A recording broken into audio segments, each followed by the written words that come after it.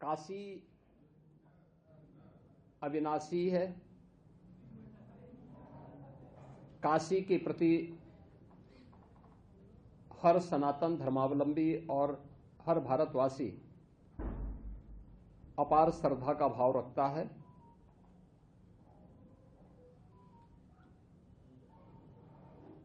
लेकिन स्वतंत्र भारत में काशी को जो सम्मान मिलना चाहिए था,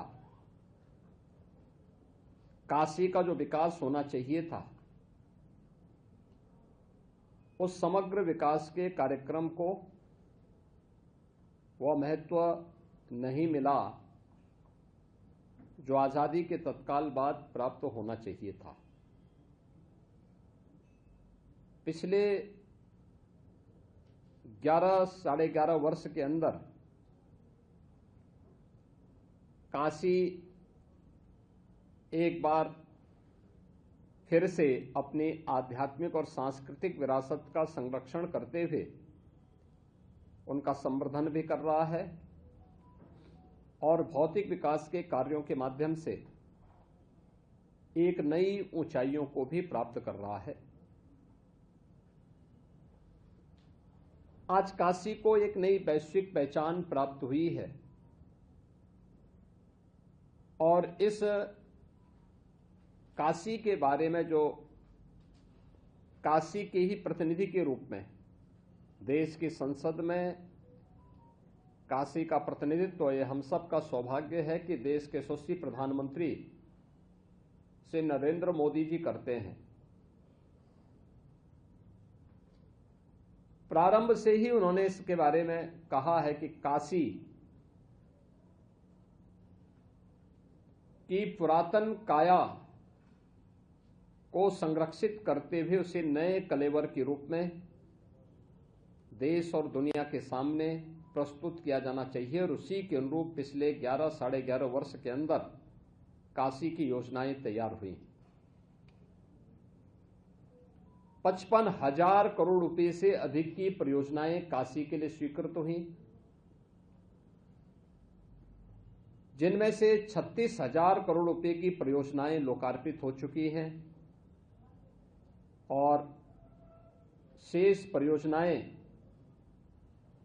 प्रगति पर तेजी के साथ आगे बढ़ रही हैं। ये परियोजनाएं जो भी हैं, समग्र विकास की वे परियोजनाएं हैं जो काशी की आध्यात्मिक और सांस्कृतिक विरासत के संरक्षण के साथ ही शिक्षा के लिए, स्वास्थ्य के लिए, यहाँ के इंफ्रास्ट्रक्चर के लिए, यहाँ के एम्प्लॉयमेंट के लिए, यहाँ की कनेक्टिविटी के लिए, काशी में नए नए संस्थान खुल सकें और काशी के परंपरागत उद्यमियों के द्वारा तैयार किए गए प्रोडक्ट को जीआई टैग के माध्यम से वैश्विक पहचान प्राप्त हो। इन सब को लेकर के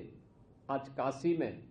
उस प्रकार की व्यवस्थाएं युद्ध स्तर पर पिछले 11 साढ़े 11 वर्ष के अंदर काशी को प्राप्त हुई हैं।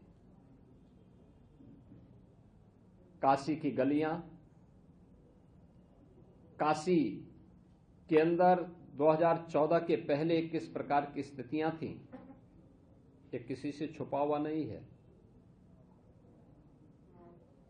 काशी के अंदर एवरेज अगर 2014 के पहले आप देखें, या मैं कहता हूं कि काशी विश्वनाथ धाम बनने के पहले काशी के अंदर एवरेज जो श्रद्धालुओं की संख्या थी वह 5,000 से लेकर के मैक्सिमम 25,000 तक पहुंचती थी। आज उसी काशी में एवरेज जो श्रद्धालुओं की संख्या है वह 1.25 लाख से लेकर के 1.5 लाख है प्रतिदिन की। और पीक सीजन में यानी सावन के मास में, शिवरात्रि के आयोजन के अवसर पर और अन्य आयोजनों में यह संख्या 6 लाख से लेकर के 10 लाख तक पहुंचती है। अकेले गत वर्ष ही काशी में 11 करोड़ से अधिक श्रद्धालुओं ने काशी में बाबा विश्वनाथ धाम में दर्शन किया। काशी के समग्र विकास को उन्होंने देखा और काशी के अंदर चल रही इन विकास की योजनाओं में अपना योगदान भी किया।